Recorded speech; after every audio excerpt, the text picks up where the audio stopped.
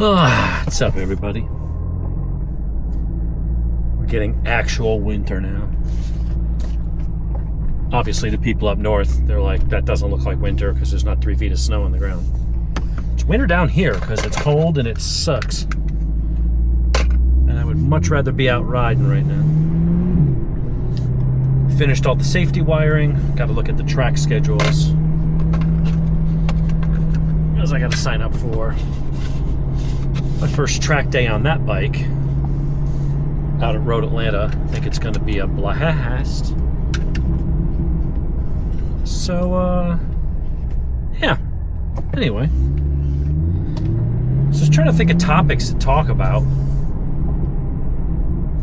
I try to steer away from politics because it always bites me in the ass. It's like I gotta be talking about current events, but there's a thing in New Orleans that happened and other terror attacks and this guy in Vegas, all kinds of stuff. And but honestly, it's like, what am I gonna say that somebody else hasn't already said? And if it hurts my channel, then plus then I get people bitching at me. Just ride the bike, just drive the car. I don't want to hear about anti-Biden stuff. It's like, yeah. So, here's a conversation. It's not political, although sometimes it drifts into the area of politics, but this will have nothing to do with Democrat, Republican, liberal, conservative, nothing like that.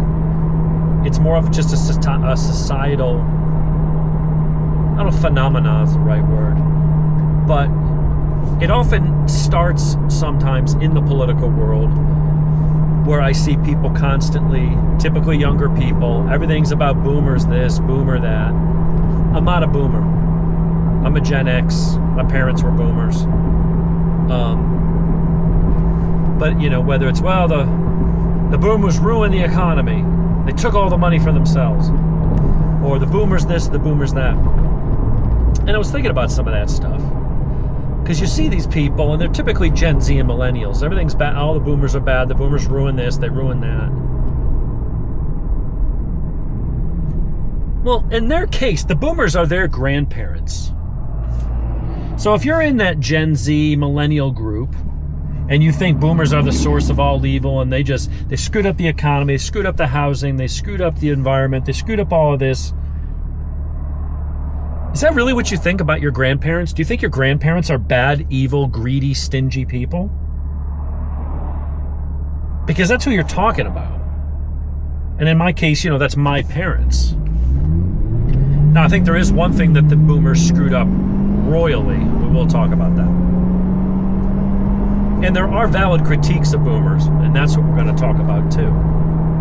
But, the boomer generation, their parents came back from World War II, there was a big baby boom, all that kind of stuff. The boomers were the teenagers that were fighting. Well, they were teenagers, but they were protesting. They were kind of like the youngest ones to be protesting for civil rights. It was the boomers that grew up during the Cold War. And now we look back and think, oh, that's silly to be constantly afraid of the communists and nuclear war and stuff. But, all the schools had nuclear bomb shelters and they were doing drills and hiding under their desks and stuff. They believed it to them. They were afraid.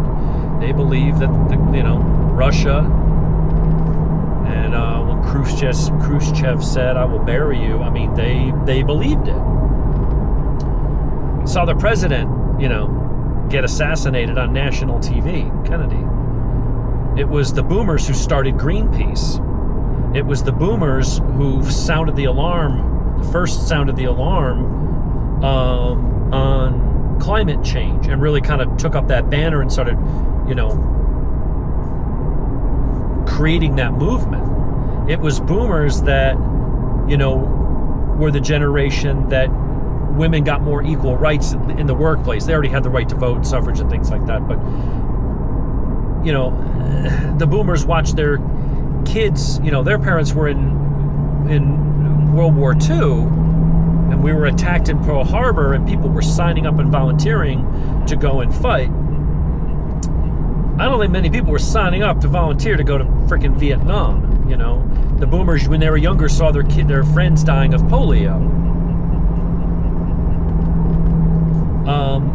The boomers went through a lot. Everyone thinks like, oh, they just had it easy because a guy could work at a factory and support a family of, There's reasons why things cost so much more today.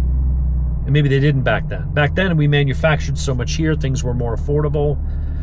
We didn't outsource everything to China. There was a lot of manufacturing jobs.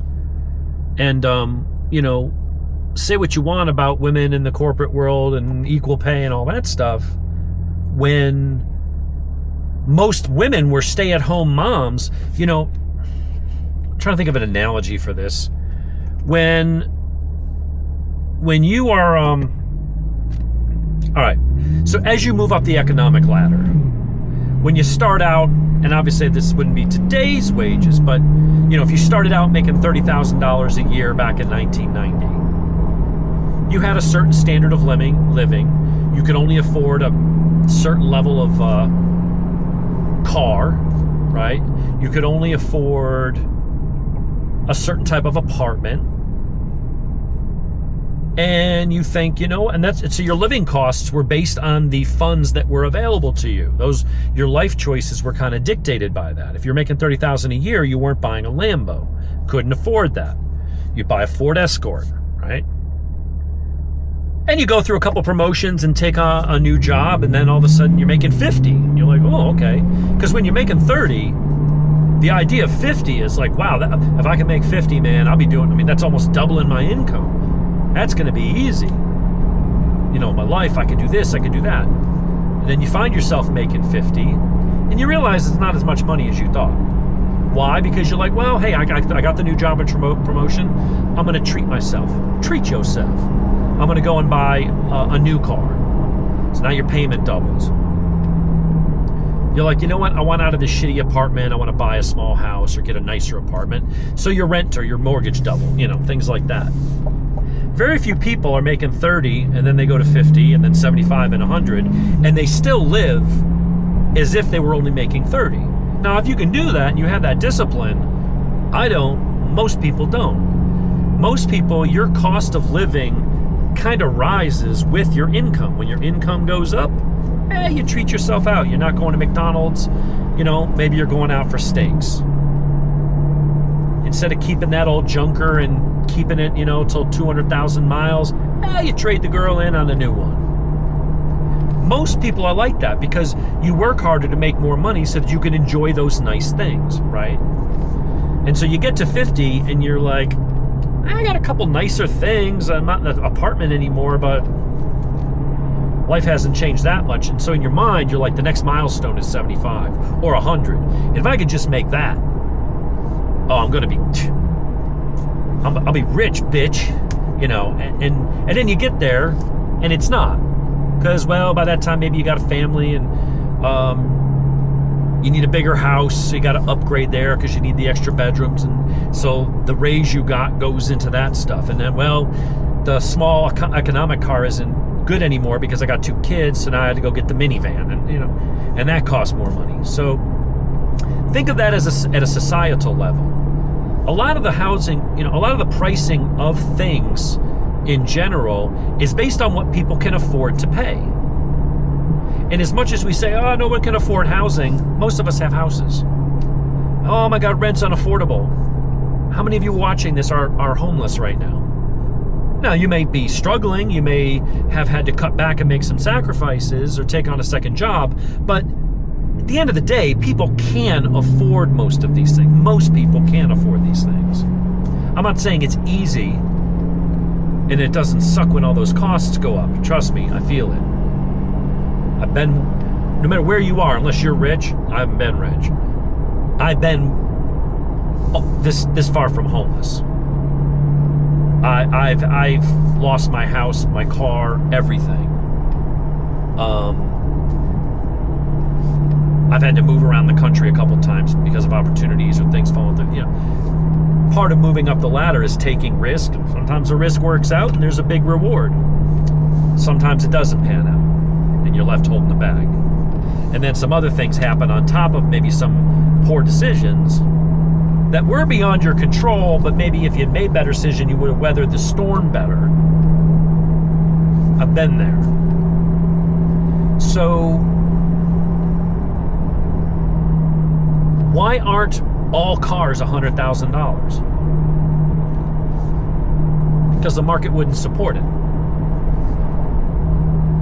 Now, cars might get more expensive at certain times, or housing can go up and down, but overall, there is a certain point where people just go, no, I don't have it. It's not an option. And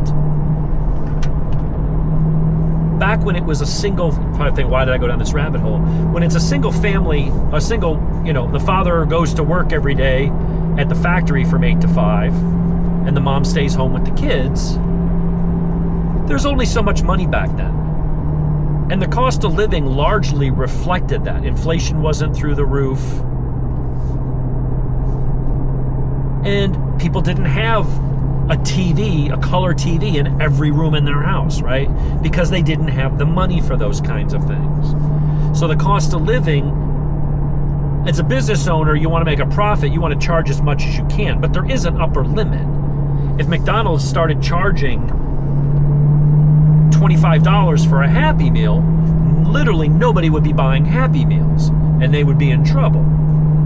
So I think that women wanting to be in the workforce and all this other stuff has driven the cost of living up, because suddenly you got two incomes. Suddenly you can afford it, and because you're both working, you both need cars. So now you're buying two cars instead of the family car. And I want a TV in every room. Now you got extra money. Those things tend to scale with your income. And as household incomes have gone up, because it went from one worker to two, this is one of those things where be careful what you wish for. I think that and I'm not saying women shouldn't work and have careers. I'm not saying that.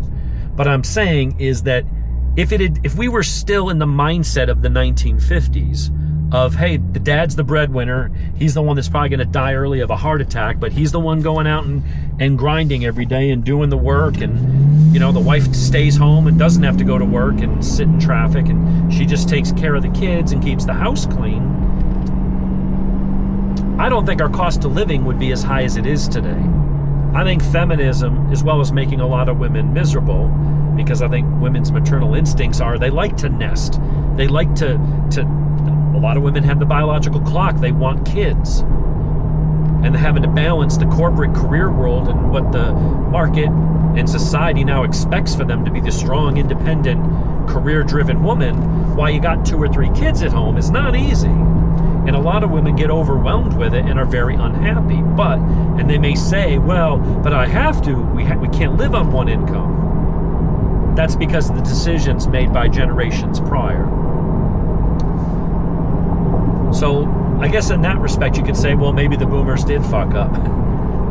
Getting away from the traditional father is the breadwinner, the protector, woman is the homemaker and the nurturer. While it may have had its pluses, it's clearly had its negatives. But this idea that, the boomers have got all the wealth, they took it all for themselves, they looted the planet, and they have it all. No. It seems that way to someone who's 24 and just, by the government in many ways, still considered a child. They don't have the experience to know any better. But if you worked for 45 years and you paid off your house in that time, and it's a house you bought in the 60s, and it was $42,000 or something back in 1967, and today it's worth $400,000, and you're sitting on that nest egg. A lot of boomers had pensions. They worked in manufacturing, maybe auto workers, maybe they're electricians or plumbers or tradesmen, so they've got union pensions. They worked for 45, 50 years, and they were probably a little bit more frugal than today's generation. And so they did save, and they've got their pension, and they've got Social Security. maybe they've got some savings, and they got a house that's paid for. That's the result of, you know, being fairly mature and responsible with your money over half a century of your working time. It's not like they just stole the money for themselves, and now there isn't that money for the Gen Z and for whatchamacallit, for millennials. But everyone just wants to blame the boomers, and boomers this, boomers that, and it's like, well, here's something the boomers fucked up. I think they fucked up with my generation. I think because they were the first generation, while they had their own struggles that people like to forget about, they did have things easier than other generations because of technology, because America became more affluent compared to the rest of the world. And I think they spoiled a lot of our kids, or a lot of their kids with my generation. You know, we talk about the participation trophy generation. Well, those were the kids. The kids didn't do that. They were on the receiving end of the participation trophy. It was my generation that raised those kids and implemented the participation trophy. That, oh, results don't matter as long as you tried. Well, the real world doesn't care that you tried to hunt and you really put in your best effort. But if you weren't successful and you didn't get the deer, you and your family didn't fucking eat that night. You don't get an A for effort in real life. You know, if you tried to build a shelter and, well, you nearly built it. It was nearly strong enough. It almost didn't collapse on you in the storm and squash your family. Well, then that was not a successful. You don't say, well, but he really tried. Trying's not good enough in the real world. You have to have results. That's the biggest difference between Democrats and Republicans, or liberals and conservatives. Liberals tend to look at it emotionally, and they're like, what is the thought that counts? You meant well. The goal was noble. It was a good idea. Conservatives are like, I don't really care what you thought at the time. If it didn't fucking work, it didn't work. And the flip side would be the Republicans wanting to do something because the results and the data says, well, we need to do this. This is what works. And the other stuff said, but that's cold, that's cruel. That means some people are going to fail or not succeed. Well, that's what happens in life.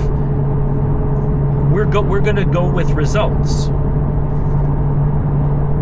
If you open up the damn border, millions of people are going to come in, and there's going to be these problems with that. Yeah, but they just want a better life. Yeah, most of them probably do. The other one, but we don't know that because we don't know who the hell they are. They just sneak in. I'm trying to stay out of the politics, but I'm trying to give an example. So, another thing, and I talked to my dad about this because we're having a conversation over Christmas. And my mom, I love my mom. She drives me a little crazy when it comes to technology and all that stuff. And it started this conversation, and I got my gears working. One of the things that I think, in this case we're talking about boomers, but it's probably any generation at some point, is that boomers have a lot of experience. They have a lot of knowledge. How could you not if you've been around for 75 years? You've seen wars and protests and countries come and go, and you've seen all kinds of shit. You've learned a lot of life lessons. But at some point, my mom is a trained nurse's assistant, so she's had some medical training. She knows how to draw blood. She can read medical charts and all that kind of stuff. But she can't make a goddamn playlist in iTunes. And it sounds like a little thing, but it's not. And I asked my dad about this, and he's like, but technology changes at such a fast pace. At some point, you just get tired and you just stop learning it. You stop trying to keep up. And I think that is a bad way to look at it. Why? Because on one hand, boomers have a lifetime of knowledge and experience. But a lot of that knowledge and experience is on things that are no longer relevant. And so if what you know, your talent, your skills, your knowledge, isn't something that translates in the modern world, then that knowledge has no value. And if that knowledge has no value, then the person holding that knowledge or that experience or that skill set, the perception is they have no value. And then it becomes very easy to just shove them aside, get out the way, boomer, and dismiss them.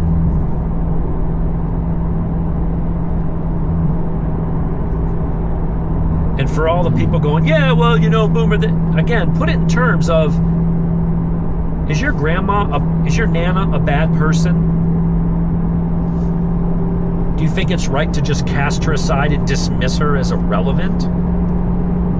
The person's not irrelevant, but their knowledge is in a lot of ways. Now you could say, well, they might have class and etiquette and people skills. Yeah, those could be very translated and frankly maybe much needed in today's society. But if you've got someone who, like my mom, who knows how to hand make quilts and can draw blood and do all these other things, but she can't make a playlist in iTunes, despite there being 947 videos on YouTube showing how to do it. It gets frustrating for me. And I think it gets frustrating for a lot of people. And so I was talking to my dad about that, and I said, and he explained why. Well, technology just moves so fast, you just throw up your hands. I'm like, yeah, but that makes it easy. You just start falling further and further behind, and then society feels like they don't have a need for you. And in fact, because you don't understand every day, not my dad's more technical, but in general, because you don't understand everyday common tasks that everybody else has just kind of grown up with, you get seen as a burden. Because I got to explain to them for the 54th time how to switch the input on the TV to HDMI. I do this like every other week for 9 years with my mother-in-law, another boomer. Can you come help me? My TV's not working. I'm like, you hit the wrong button again. You hit CD or DVD or something instead of the cable box. Okay. And 2 weeks later, same goddamn thing. And it gets frustrating. And when my dad explained, well, why that is, and you just get tired of trying to keep up, I get that. However, I think that as you get older, you need to keep investing in yourself. You need to make an effort to learn new things. I don't expect my mom to become a programmer, but try to stay on top of the low-hanging fruit and the basic stuff. Because if you don't have any knowledge and you're just, I say burden, I'm not saying my mom's a burden, I'm not saying your Nana's a burden, my mother-in-law's a burden, but when you look at it, if you're not bringing any knowledge or experience to the table and somebody is constantly having to stop to help you with basic everyday tasks, you're going to be seen as a burden and people are going to want to just push you in the corner. So I think where a lot of boomers in my generation will be next, yours will be after that, you have to make an investment in yourself. In my job, I mean, in the corporate world, everything, you have to make an effort to stay on top of technology, trends, all the kinds of stuff that goes on. Otherwise, your job is less secure. Someone younger that has the current needed talents and skill sets are going to take your place. And so you need to push that day out, because it's going to happen at some point. But you have to push that as far out as you can. In the corporate world, people will pay you good money if you've got a lot of knowledge and experience. I've done very well for myself because I've cultivated a skill set over many years that people are willing to pay pretty good cheddar for. Cheddar.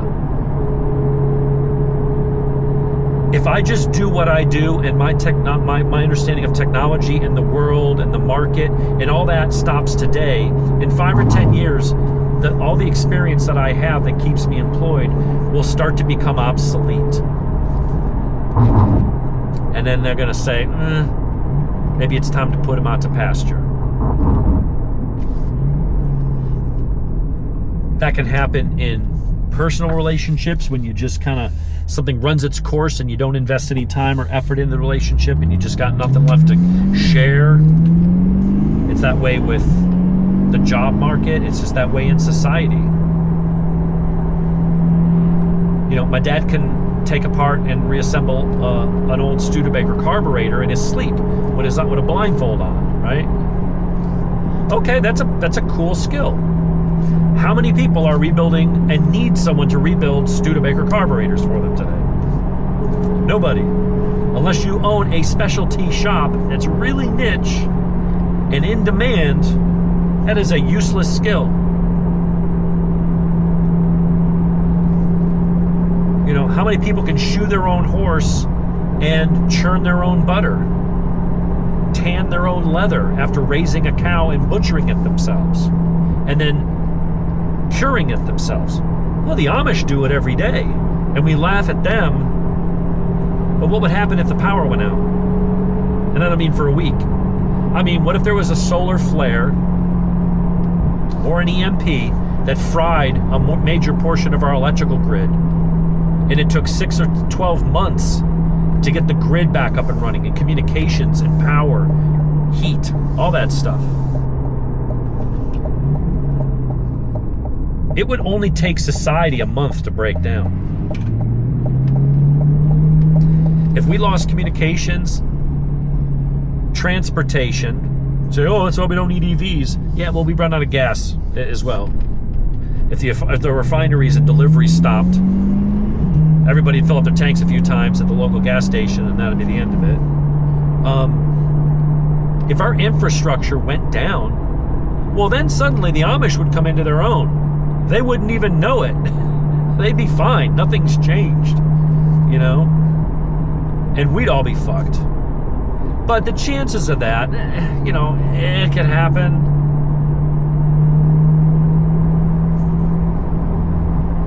But I think it's a mistake for people of a certain age. You're never too old to keep learning things.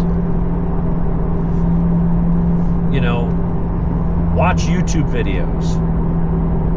Watch YouTube videos on computers, communications, technology in general. I watch stuff on space and deep sea exploration. I sit there every night on YouTube and I'm just watching videos on medical stuff, pharmaceuticals, technology. I mean, all kinds of stuff. Just, A, keep your brain active, but also know what's going on in the world. Know what's going on with technology. Have an idea where things are headed. Keep your basic skill sets up to a point where you're not having to keep going to your grandkid for help with basic stuff. You know, Gen X, we started analog. When we were kids, there was no internet. The boomers were still, that's the other thing with the boomers. The boomers invented the damn internet. Cell phones. A lot of the things we take for granted today, oh, boomers this. Where do you think that shit came from? The problem is, when they were younger, they stayed on top of technology because they were the generation in charge and up and coming.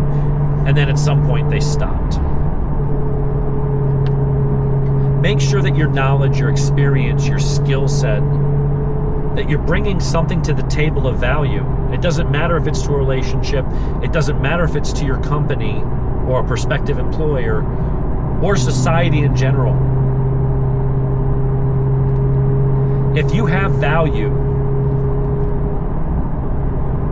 and someone can use you to help them or help their business, they'll keep you around. They won't push you off in the corner. If you got nothing and all you can talk about is something from 40 years ago, it's no longer relevant. We do not live in the same world that we lived in the 90s. And the 90s were a completely different world than the 70s, which was magnitudes different than the world and the country was in the 50s. If you want to stay relevant, your knowledge and your experience, your skill sets, your talent, all that has to be relevant. And the only way to do that is to not just throw up your hands and go, I just give up. And if you want to do that, you can, but then you make it easy for the younger generations to just go, frickin' boomers, and just ignore you and blow you off. Put you in society's dustbin.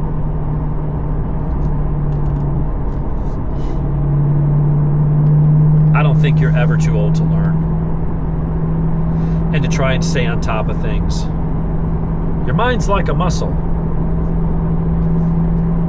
If you keep it active, if you keep it engaging, and you keep cramming new stuff in there, and I think that has not just societal benefits, because how people will perceive you and therefore treat you, but also I just think it's just good for you and your brain in general, right?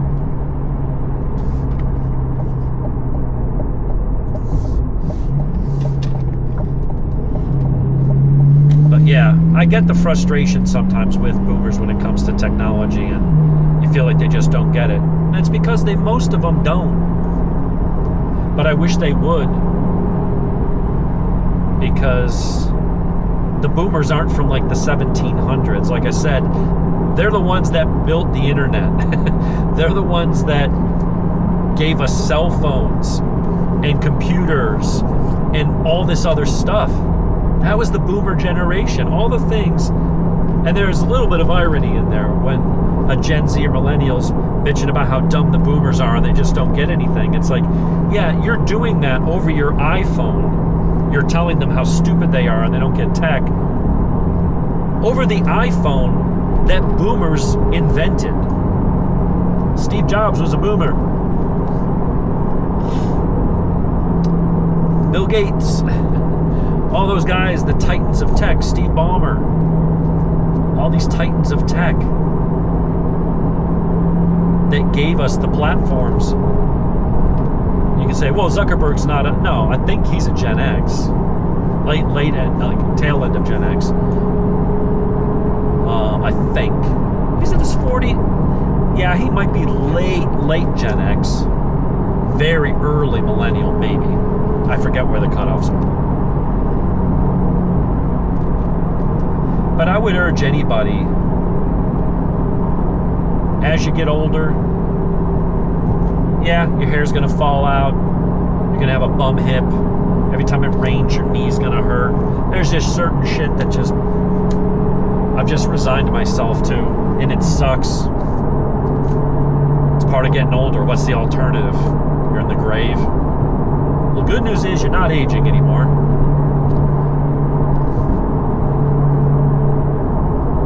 But as long as your mind still works, yeah, you may not be able to run a marathon. You may not be able to lift as heavy stuff and do some of the physical things you used to. But if you could take whatever talents and skill you've got, parlay that into something and share that knowledge, stay current, stay relevant, society will have more of a use for you. Don't make it easy for them to sweep you under the rug, is what I'm getting at. So, anyway, tired of seeing boomers get picked on. Maybe a little bit of it's because I know I'm next. Because this is not a once and done. But, I think they just make a wonderful scapegoat for a lot of younger generations to just blame it on everything. The boomers didn't cause the housing crisis. Because they know they caused the climate crisis. There isn't a climate crisis. There's a theory that there might one day be a climate crisis.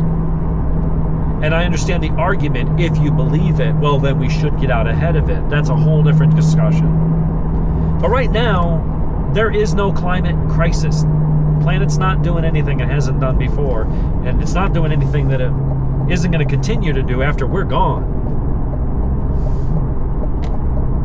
And honestly, there ain't a damn bit of thing we can do about it other than maybe slow it a fraction. Like, if the Earth is heating up and it's serious, and if it's really mainly caused by human behavior and not just the fact that climate fluctuates over time, and it always has, going back billions of years, and it does it sometimes in contrast to what we're doing, because there were years where we had record high CO2 levels, and yet the temperature stayed the same or dipped a little bit. And in other years, the CO2 levels output were lower, but then the temperature shot up. But let's just say we are the cause. We're the one cause. What are you gonna do about it? You really think buying different light bulbs and buying a Tesla is gonna make a difference? We're gonna control the weather? No. It's gonna make a lot of people rich because they're telling you, if you do this, you'll be a hero. You're gonna save the world if you buy my product. You're gonna save the planet if you'll pay more taxes. That's the stuff that I disagree with. Are we affecting the environment? Yeah. Can we change it? We can try to pollute less and put less toxins in the air and less poison, chemicals in the ground. Yeah. We should probably do a better job of that. Because whether we're changing the weather or not, we're probably not making things any better for us, health-wise. Those chemicals come back to cause cancer or do something at some point. I'm not naive in that regard. But the notion that, hey, if you give us money and power and you buy all these new products because we're a green label on them, that suddenly the weather's going to change and the temperature's going to go down? Come on. Nobody really believes that.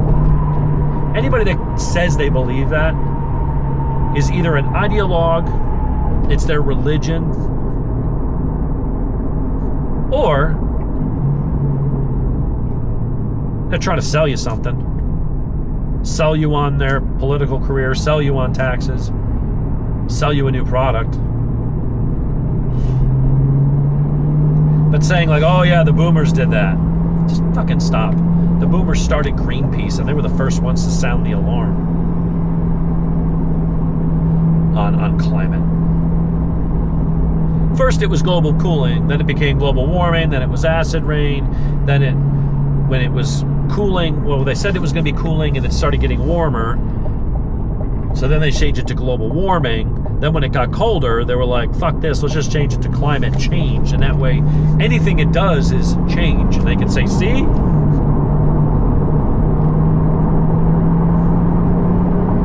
But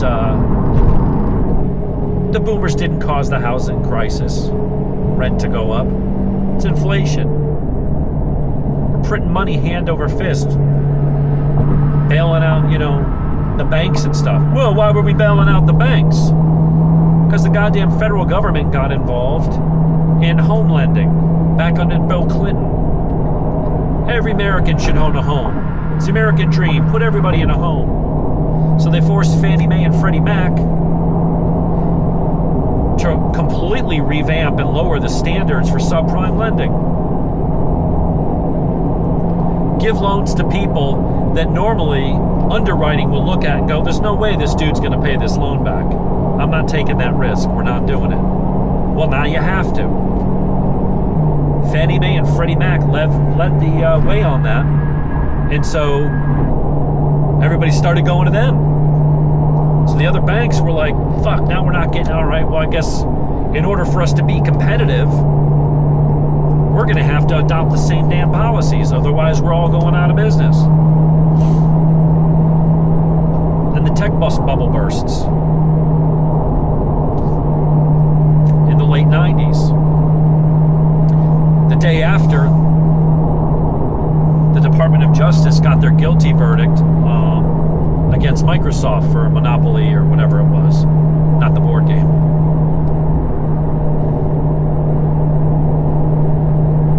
Then you got 9/11.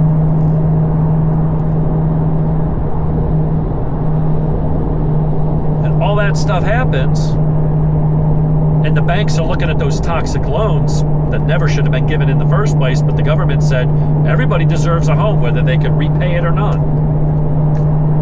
They all start building up this massive hundreds of billions of dollars in inventory of toxic loans that at some point are going to go poof and go into default. So they start wheeling and dealing behind the scenes to try to protect themselves. Then the whole house of cards comes crashing down. And the government, who helped cause the problem, was the primary cause that started that snowball rolling down the mountain in the first place under Clinton, says, all right, well, we're going to print up, $1 trillion or whatever it was, and we're going to bail them out. Government's not the root of all evil, and not everything government does is bad. But statistically, government is far more often the cause of the problem rather than the cure. Doesn't change the fact of, hey, civil rights, equal rights. Of course, there are good things that the government does, providing infrastructure, military, keeping us safe and free. But they've done a lot of dumb shit too that backfired. And back to the whole idea of, but our intentions were good. Why is it a bad idea for everybody who works hard to have a home? Because the reality is not everybody can afford. A guy making $38,000 a year has a wife and 3 kids and a 580 credit score, doesn't have the ability realistically to buy a $250,000 home with no income verification. Like, that was retarded that the government said, everyone's talking about, predatory banks giving out these loans. They had to. Freddie Mac and Fannie Mae were mandated by the government to specifically give out those kinds of loans. Government trying to help is what created the predatory lending market. That's not a boomer thing. I mean, I guess technically Bill Clinton was a boomer, so, but in general, all that stuff happening, just blaming boomers for everything, it doesn't solve the problem. And the irony is, so many of the millennials and younger generation, Gen Zs, bitching about boomers, supported by who's a boomer, who helped cause a lot of, or exacerbate a lot of these problems. I know I keep saying I'm not going to do politics. It's really hard to discuss the topic without giving specifics that are going to fall on political lines, but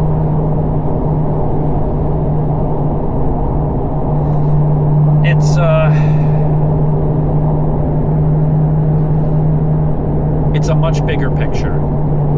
People like to just take the easy way out and just say, it's just the boomers. And they just, throw that out there like that answers anything or in some way solves the problem.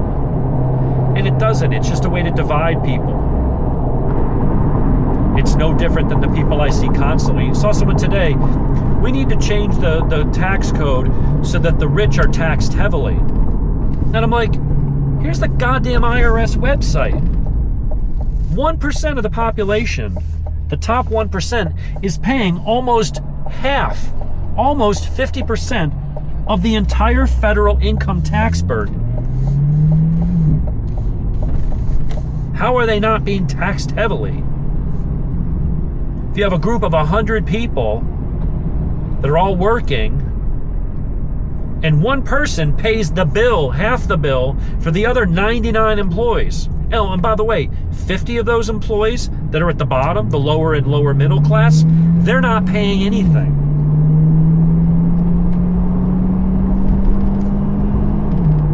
But People just want to believe things. They want to believe, oh, it's the evil rich. Give them a target to hate. Oh, it's Elon Musk. Oh, it's Trump. Oh, it's the rich. And you just tell ignorant people that, and they'll believe it because they want to believe it, and because it gives them someone to vent their misery, their frustrations, their feeling of inadequacies, their failures. It's not my fault. Musk's fault.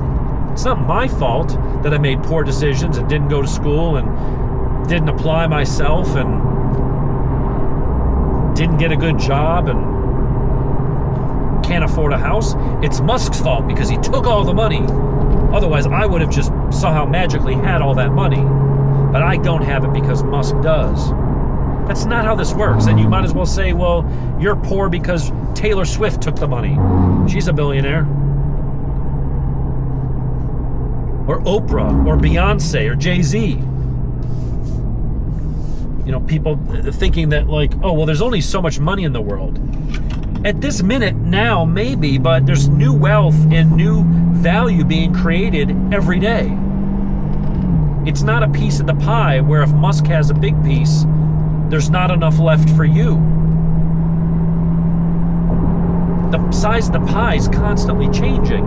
You can create a new pie with a new idea. A new service or value that someone else hasn't thought of, or maybe they just didn't market it right. And suddenly you got your own pie. But doing that takes guts. It takes intelligence. It takes the ability, the willingness to take risk and risk failing. Maybe failing multiple times, but having to get up and do it again until you win.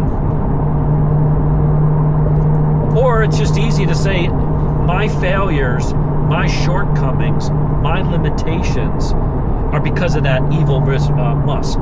It's because of the 1%. It's because of boomers.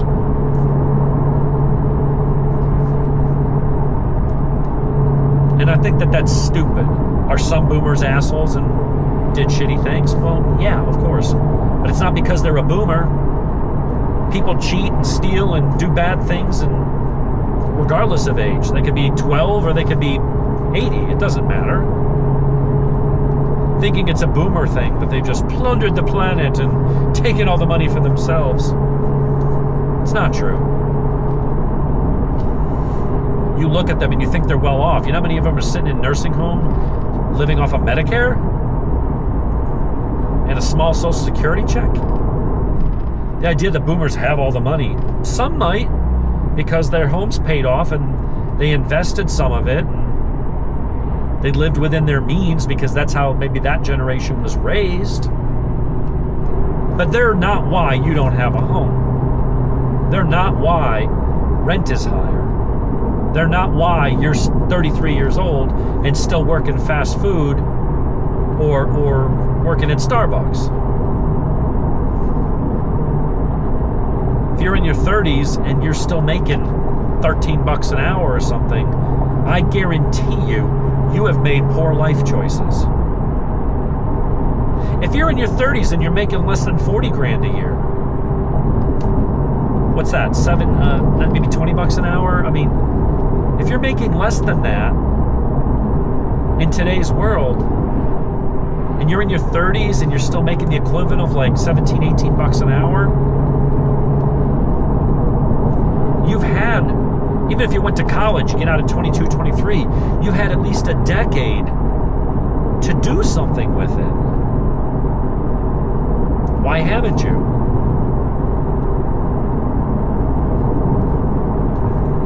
If you're only qualified to do those entry-level jobs, maybe you just weren't born that smart.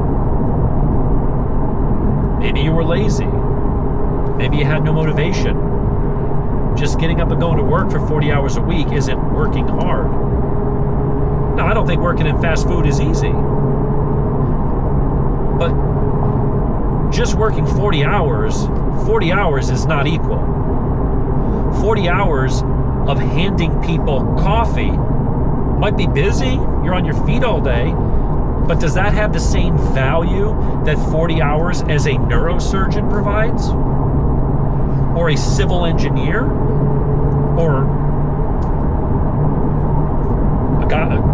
a Tom Brady? No.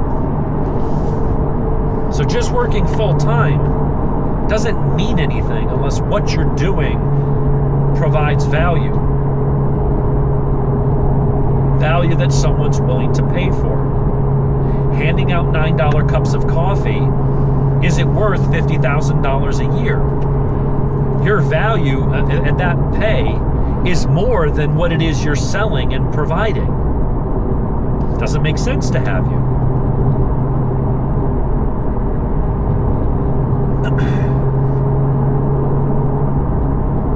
I just went down a completely different rabbit hole, but I feel like it's all tied into the same entitlement mentality that I should just have this, and boomers had that, so I should. Well, boomers worked for 45 years, and a lot of them tended to be old school and live within their means.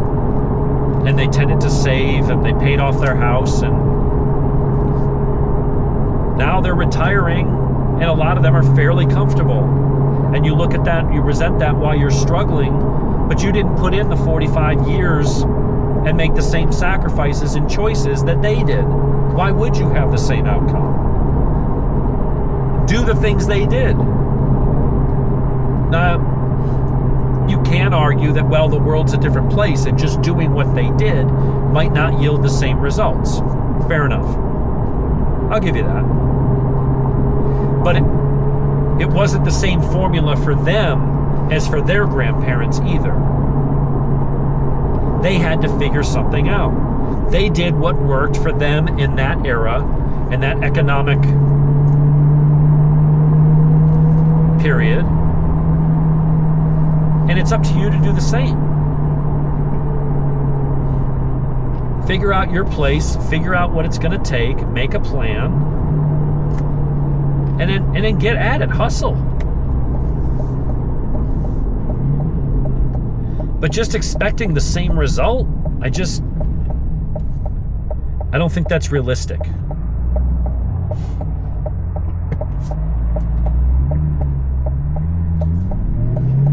And who knows, maybe one day you will. But I just don't automatically believe in blaming an entire group of people, especially when they're your own freaking family, of all the problems. It's the boomers this, boomers that. It's stupid, it's not factual, it's irrational, and it serves no positive purpose. That's just what the people who are fucking you want you to do so that you don't look at them. Most politicians will pit people against each other. So while we're sitting here fighting, look at all the politicians. Public servants worth $100 million, $10 million, whatever. They're all living like fat cats, both sides, while we're fighting against each other and arguing against each other and claiming that our grandparents are evil and the source of all evil, and that's why you don't have a good job. It's because of Nana and her generation. It's horseshit, and the only purpose it serves is we're arguing, and the people doing the real damage, you're ignoring. So, and boomers, don't make it so easy for them to dismiss you. I have my opinion on what the one side should stop doing. Don't make it so easy. Stay current. Realize that the things you knew and the way the world was, it's not that world anymore. And you can talk about, well, it'd be better if it was. Doesn't matter. It's not. And just trying to talk about the old days and how things ought to be and how they used to be back in the day, doesn't matter. That world doesn't exist anymore. And so all your knowledge and your experience and opinions on things that don't exist anymore, you're not doing yourself any favors. You have to adapt. And you did. You adapted from the 40s to 50s and 60s and 70s up to at some point you just gave up. Don't give up. Do what you can. Make sure that what you do still has value. Horse and buggy whip owners and manufacturers had to adapt when the automobile came out. They didn't like it. They thought it was going to be bad. They made all these arguments. Oh, it's going to be this. It's going to be the ruination of that. Didn't change anything. They had to go learn a new skill set. They got into coach building, or the coach builders got into car making. And then maybe those people at some point got into electronics or whatever. Sometimes you got to reinvent yourself. The world doesn't stand still. And if you do, it's just going to pass you by. Anyway, it's your Sunday drive with Dave. My blood sugar is dropping. I am starving and getting a fierce headache, so I'm going to go grab something to eat. Everybody, stay safe.